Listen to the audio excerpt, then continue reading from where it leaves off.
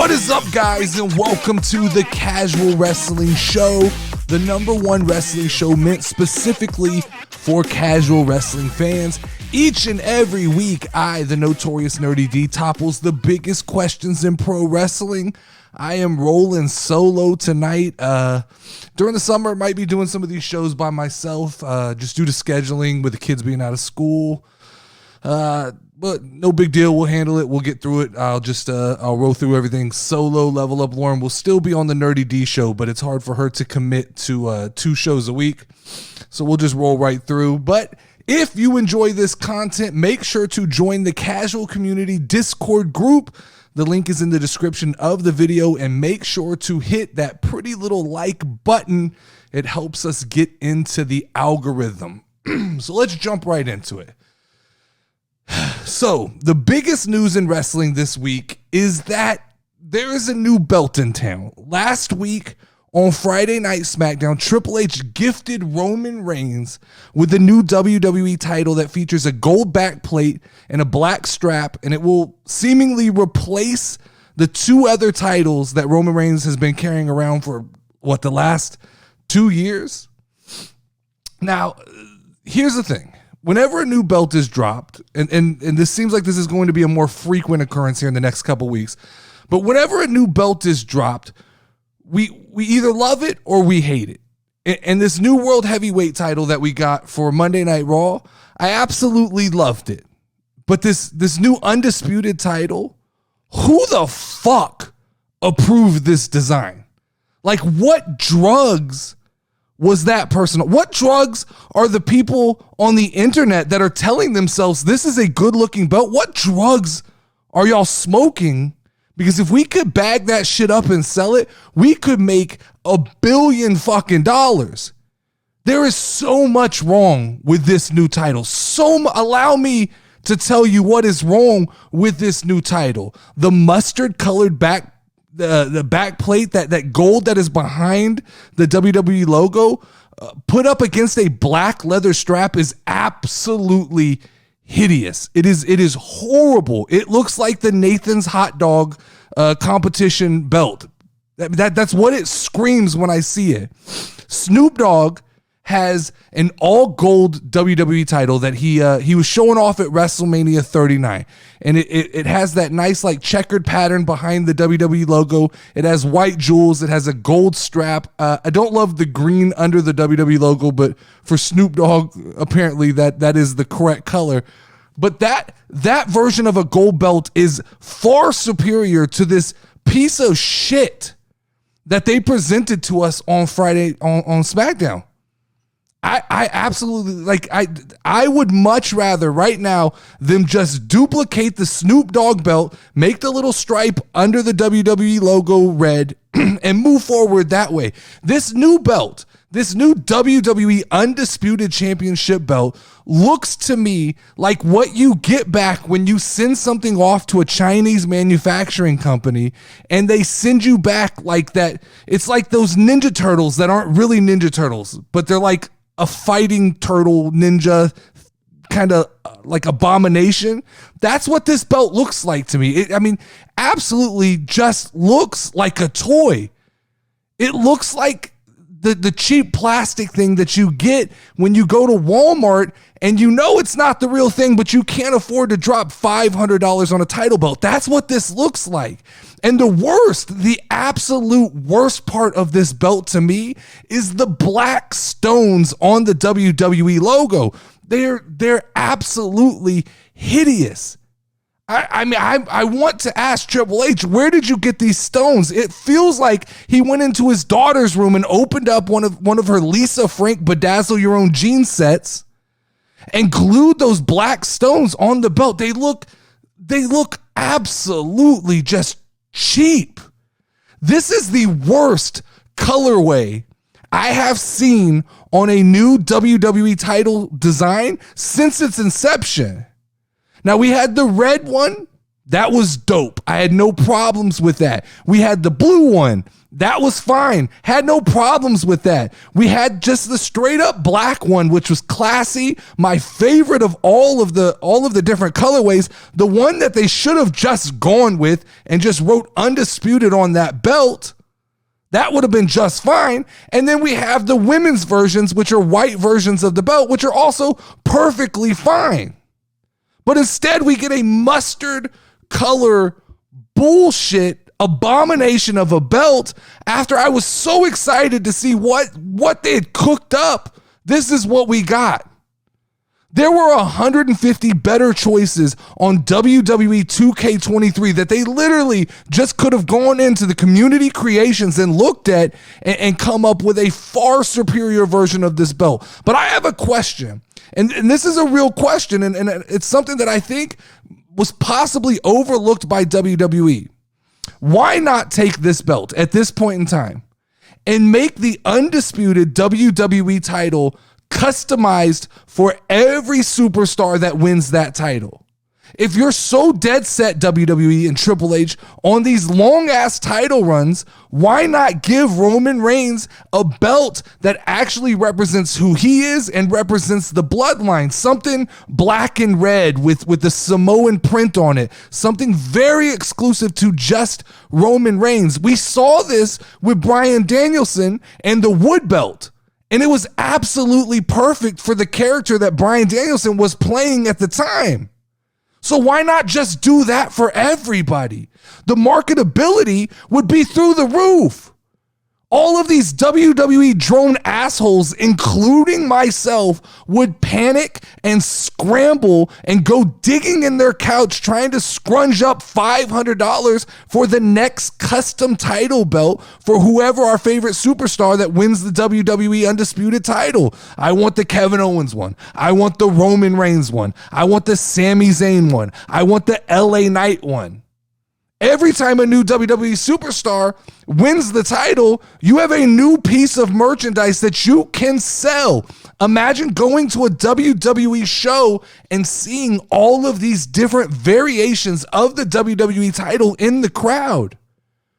I mean, I know there's certain like hardcore purists who go, oh, I don't like when they did, the smoking skull belt or, the Brahma Bull belt. I do. I like when WWE comes out with these customized belts. I like when I go on Instagram and I see people that put the time into designing a specific belt for a specific person. I enjoy that. I think it actually looks good. I think that WWE with this title should have just customized it to every person. So every person who wins this belt gets their own colorway, their own design. Fuck just the side plates. Make the entire belt customized for each person who wins the WWE title. So this past week, I saw multiple big name wrestling talking heads talking about how it might be time to start having the GOAT conversations for the bloodline, for Roman Reigns, and for the Usos. Welcome to the fucking party, guys. I've been having this conversation since last year, but I'm always ahead of these other dipshits on social media, and I never get credited because I'm always labeled the heel when I start posting on TikTok or YouTube shorts. They always say I'm overreacting or I'm the bad guy, but I really don't care. I'm not here for the fucking credentials, but I would just like a little acknowledgement on the fact that I've been saying for the last year, it's time to start talking about Roman Reigns as the GOAT of professional wrestling. Like, it's time. But in typical IWC fashion, the internet wrestling community has lashed out in rejection to the idea that we could possibly be in the era of having multiple new GOATs. Because here's the problem with the IWC. They will never allow us to crown a new GOAT because according to the internet, Ric Flair forever has to be the greatest wrestler of all time. And if it's not Ric Flair, then it's got to be Hulk Hogan. If it's not Hulk Hogan, it has to be Macho Man. We're not allowed to crown new greatest wrestlers. It's just not okay. We have to live based on nostalgia. I can't stand this antiquated argument. Roman Reigns has held the WWE Universal title, the most prized title in WWE now, for over 1,000 days. Roman Reigns has added the second most prestigious title, the WWE title, to his list of accomplishments and merged it together with the other belt and called it the Undisputed title. Oh, and he held that one for over 400 days. He's held his secondary title longer than most WWE superstars or professional wrestlers in general will ever hold any title. Shit, he's held it longer than most will hold all the titles they accomplish in their career combined. The Usos have held the tag team title for over 600 days. This is over 50% of the titles in WWE being held by one faction for over 2 years in the modern era of professional wrestling.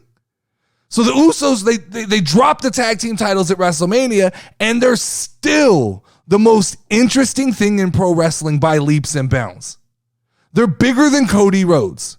They're bigger than Brock Lesnar. They're bigger than MJF, CM Punk, and all of the other miniature wrestlers of AEW. That's just a fact.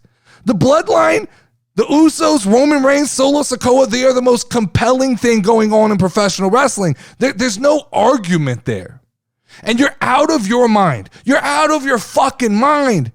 If you think you can't make an argument that Roman Reigns is the greatest of all time, like, put your ego to the side for a second. If you don't think that the Usos can be in the conversation for the greatest tag team of all time, what are you smoking?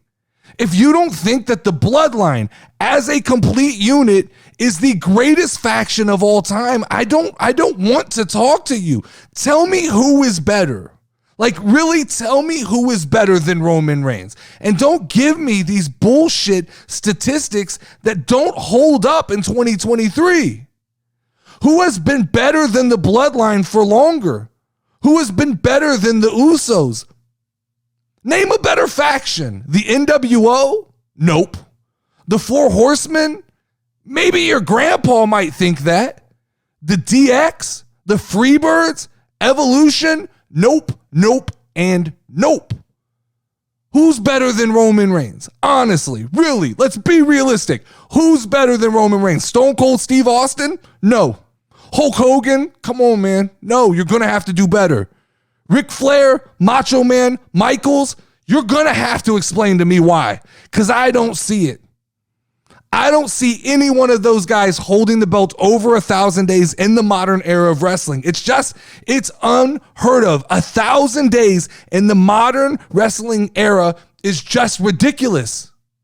And maybe the IWC is just too close to this right now. Maybe the internet wrestling trolls are just too in the moment to be able to see that we are in a renaissance period of professional wrestling. There will be a time when we look back at this moment right now at 2023, and we are able to say that we saw possibly some of the greatest runs in wrestling history. And this will possibly mark a time when all of the goats of the tag team division, the goats of the single division, the greatest faction of all time, we're marking a moment in history when all of these wrestlers were in the ring at the absolute same time. It is absolutely insane.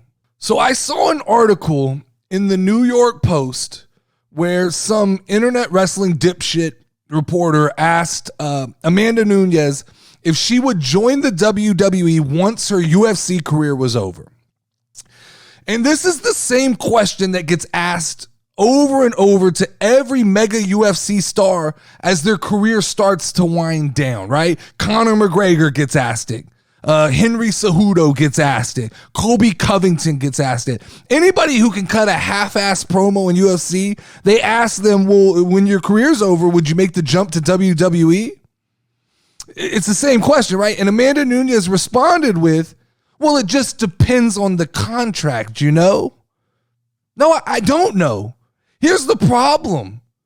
Here's the problem with this mentality, especially now that UFC and WWE are under the same umbrella. These UFC stars all see Ronda Rousey and they all see Shayna Baszler, and they think that the transition from UFC superstar to WWE superstar is just, it's seamless and easy. Somebody get Ronda Rousey on the phone right now and ask her about these motherfucking internet trolls, these IWC ass motherfuckers who turn on your ass in a heartbeat when you don't do exactly what they want you to do. These fucking trolls can smell blood from a mile away. They don't have any time for people who don't come into this business and put the work in. I think that the days of strictly showing up as a major name is over. Like, you can't just be a celebrity and show up and the WWE just goes, here you go. Here's a green light to do whatever you want. I mean, do you really think that the crowd is going to pop long-term for someone like Amanda Nunez? I just don't see it. I don't see her having that kind of impact on WWE. Does anyone really want to see? Because the match that they're going to try to make is Amanda Nunez versus Ronda Rousey at like WrestleMania 41. UFC fans are all going to roll their eyes at that match. WWE fans are going to point out the lack of skill and longevity that both of these wrestlers have in the sport. It absolutely won't work. I think that there's more intrigue when you talk about somebody like Conor McGregor or Henry Cejudo or Colby Covington, because they have a better opportunity. They're better talkers on a microphone. But I don't foresee any one of those guys coming into WWE and willing to bend the knee to somebody like Roman Reigns or Seth Rollins. Those guys are going to want to win every time they step in the ring. These guys have these major egos that you have to have when you step inside of a UFC ring. You know, the problem is do these UFC guys think that they're going to get to just come in, talk shit, and win every match that they step in the ring for? That's not how it works anymore. And these UFC guys could blame people like Bad Bunny. You could blame people like Pat McAfee. You could blame people like Logan Paul, because these guys have ruined it. They've ruined it for the UFC numbskulls and the celebrity numbskulls who want to come in and just throw a couple of punches and have a WrestleMania moment. It doesn't work like that anymore. Bad Bunny, Pat McAfee, Logan Paul, they jumped into the WWE as an outsider, respected the sport, came in, put the training in, put the work in, and put on extremely high quality matches. Look at Bad Bunny. Bad Bunny put on possibly at least a contender for the match of the year this year at Backlash. That's absolutely insane. We're talking about a Puerto Rican rapper is possibly put on the best match of the year this year. That's insane. Could Amanda Nunez do that? I don't think so. Could Amanda Nunez pull a one-off match? Sure. She could pull a one-time match where she shows up and does something big. But she's not moving pay-per-view numbers. Conor McGregor is more interesting. He's the one situation where I think even in kind of a one-off situation, he's moving the numbers. I think you could put him in the ring with someone like LA Knight or somebody who at least could stand toe-to-toe and talk shit with him for 6 weeks. You could probably get a pretty big WrestleMania moment out of that. But none of these guys are ready for the weekly grind that it takes to be an active participant in the WWE. These UFC guys don't want to show up to television and fly all around the world or drive all around the world. It's just, I don't foresee that happening. And so you get these people, you get these UFC stars who think there's just an open door policy that just the WWE and the WWE fans and the WWE universe are just willing to accept you with open arms and write you a blank check to come in and half-ass it. It's not going to work. That's not what's happening. NXT has plenty of talent on the come up. We don't need outsiders anymore. We're not looking for the next big name, right? If you're looking for the right contract to Amanda Nunez is to stay in the round cage and retire gracefully. We took Ronda Rousey and we're not even sure we wanted Ronda Rousey, and we're not even sure we want to keep Ronda Rousey. Half the WWE fans have turned on Ronda and want to get rid of her. I think, and the last part of this is half the time these UFC fighters, they can't take criticism. They've been so good at what they did for so long that when they come over to WWE and they are not the best at what they do, they struggle and they become extremely sensitive. We saw it with Ronda Rousey. Ronda did not like the way the crowd turned on her. So word came out that Vince McMahon was involved in this week's Monday Night Raw, making some last minute changes and recording some of the match or reordering some of the matches.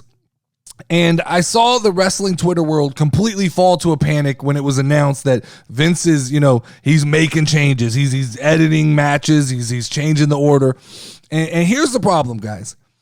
I don't understand why so many people go into this meltdown panic mode whenever Vince McMahon gets involved in Monday Night Raw. And I think it's more often that he's involved in Monday Night Raw, but when he gets involved in WWE in general, the actual booking lines between Triple H and Vince McMahon, they absolutely run parallel.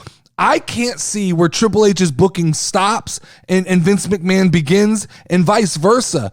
I definitely can see the roster changes that are made under the Triple H era. It's more of an NXT looking roster, but as far as the day-to-day booking, the shit looks the same to me.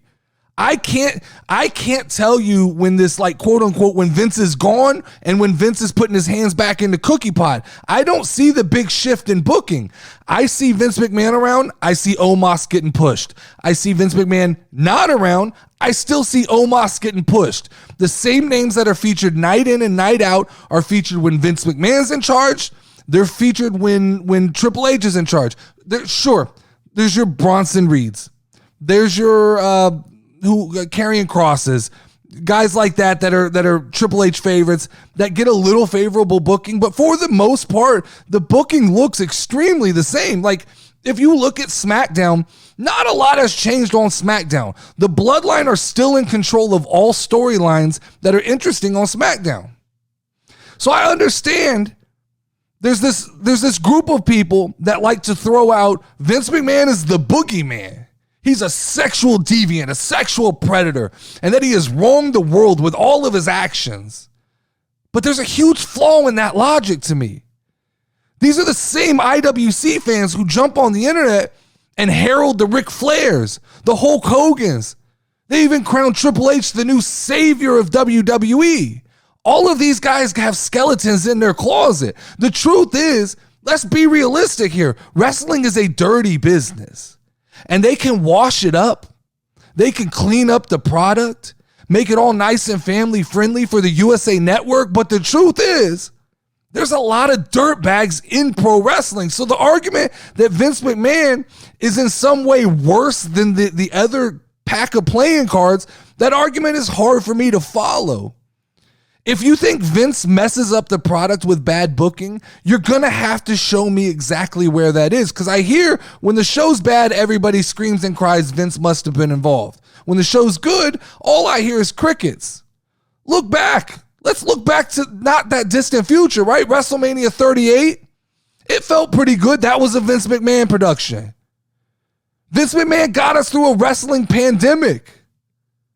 Does Vince have some misfires? Sure. But everybody's going to have misfires in booking. Does Vince have an old school mentality? Sure. He's a dinosaur. He's old. That's going to happen. Does Vince McMahon like larger than life muscular men? Yeah, he does. Sure.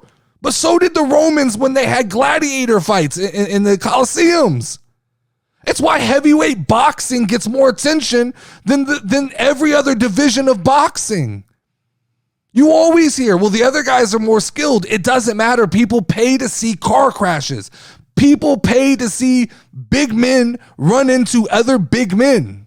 That's what casual fans want to see. It's why I'm going to come out with a shirt on my website that says size matters in wrestling. Because it does. On last week's Raw, we all kind of felt like it was a good show. Last week's Raw was well received. Most people will just shrug that off. Most of the IWC will just roll their eyes and pretend not to notice that Vince McMahon was involved in that show. But if you're going to bitch and complain when he messes up and he alters TV and it gets worse, you're going to have to acknowledge and recognize when Vince McMahon gets involved and it hits. Look, Vince McMahon is responsible for John Cena. Like it or not, that's a real thing. Vince McMahon is responsible for the Attitude Era. Like it or not, that's a real thing. Vince McMahon is responsible for turning Roman Reigns heel. That's a real thing. Those are all seen as positives overall by the general wrestling community. Now, sure, Vince McMahon didn't love noodle arm Adam Cole.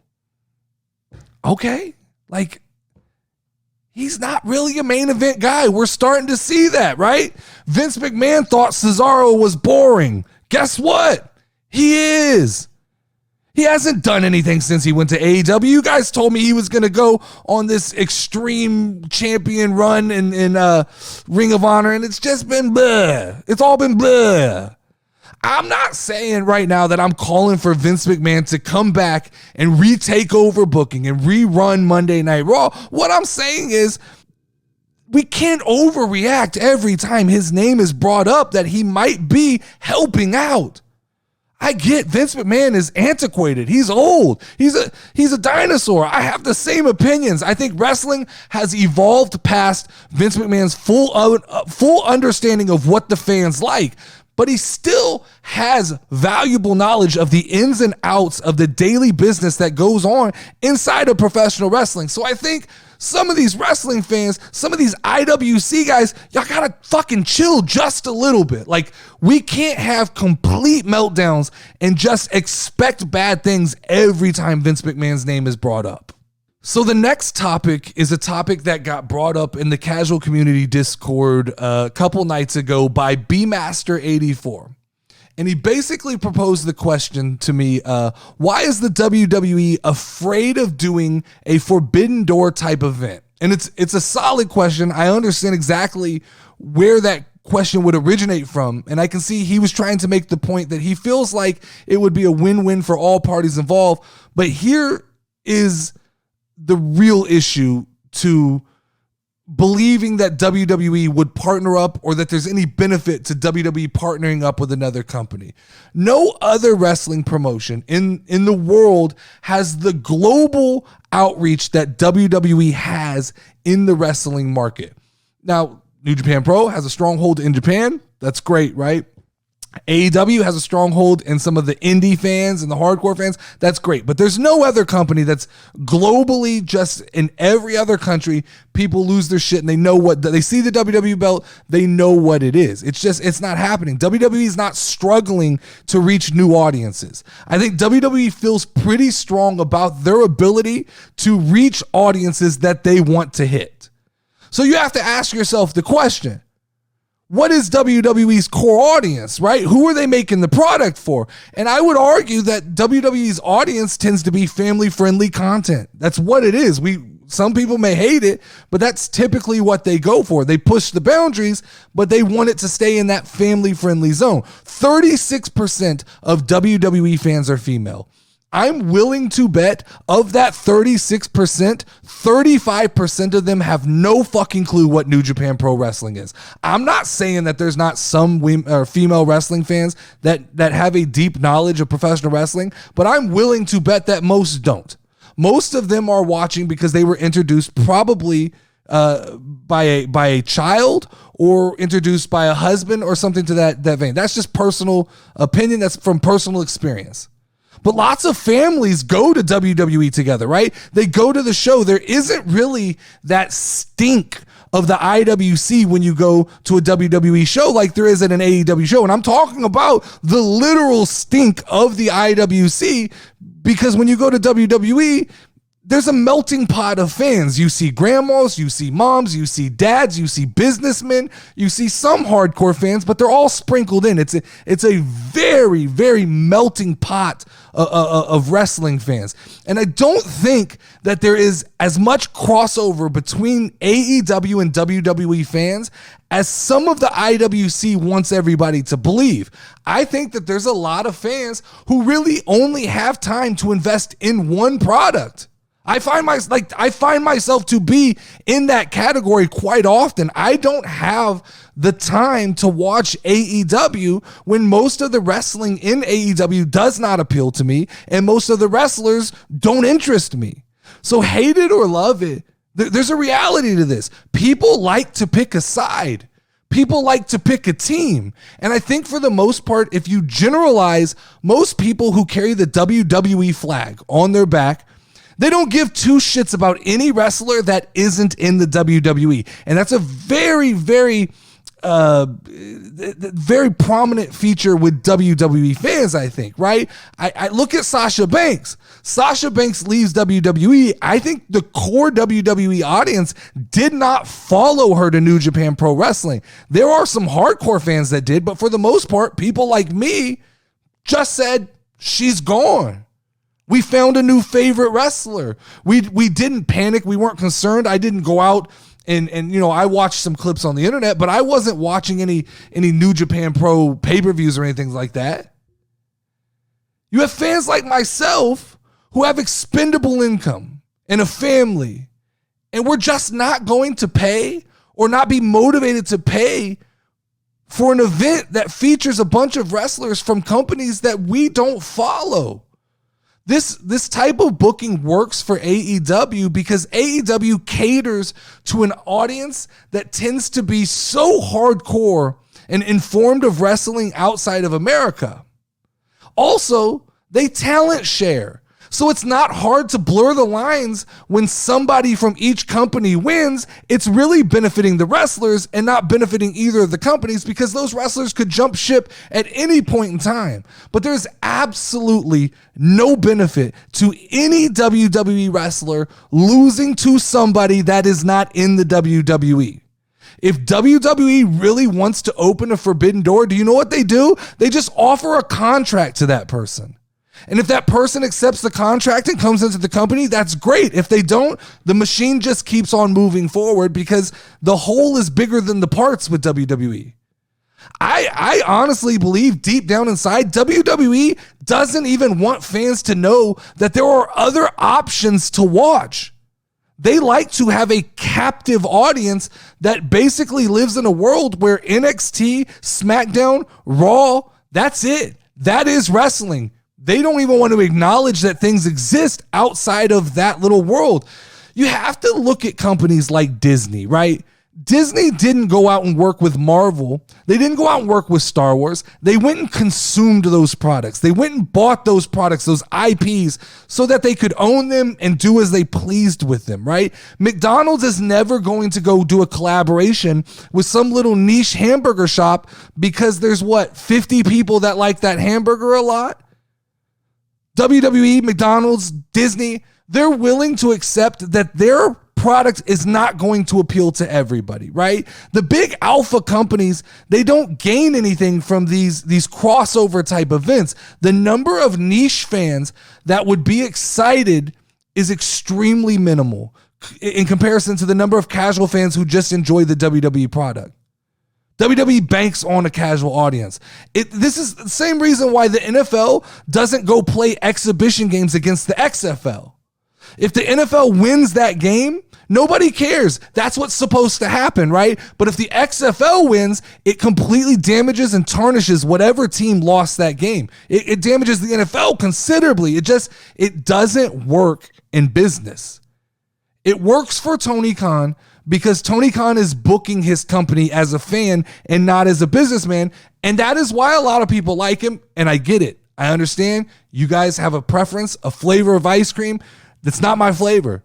It's why I don't love AEW, because it is booked like a fan. It's not booked like a business. It's not booked in standard wrestling practice. And it tends to bug me a little bit. But I just, to kind of wrap it all up, I think the reality is, it would appeal to a very small group. There'd be a small group of people who would be extremely excited. But you have people like myself, and I tend to think that I fall into the higher percentage of WWE fans who are casual like myself, who there's pretty much no name in New Japan Pro Wrestling that you could announce that I would know who it is, number one, or even be generally excited to see them in a WWE ring. So this last topic here got brought up in the Discord earlier this week when someone posted a video of MJF throwing a MJF action figure on the ground after he autographed it. I believe it was for a kid. Not sure if it was for a kid adult, actually, but the conversation swayed in the Discord to how we felt about wrestlers that kind of live the gimmick outside of the ring, right? The Undertaker is one of the most famous for this, even though In the last couple of days, I've seen the IWC, these dipshits just lose their shit because post-retirement, The Undertaker isn't acting like a dead man when they see him out at Chili's, right? But nonetheless, the question got asked, how do we feel as a community about wrestlers that live the gimmick when they leave the ring? Now, this is interesting. It's a good question because it's not a one-size-fits-all answer, right? The problem here is, number one, how many wrestlers actually live a gimmick at all, even in the ring anymore? Most guys are just heightened versions of themselves, right? You get these guys like Seth Rollins, like Montez Ford, who seemingly are themselves just cranked up with the volume to 11. So when they leave the ring, they are themselves. There's not a lot that changes. But on the rare occasion that someone does actually run an actual gimmick these days, do I want them protecting that gimmick when they are outside of television? Short answer, yes, 100%. When a wrestler goes the extra mile to keep the gimmick alive outside of the ring, I think that should be applauded. I think it should be commended within reason, right? We have to look at the different situations that exist in which one would run into a professional wrestler outside the ring.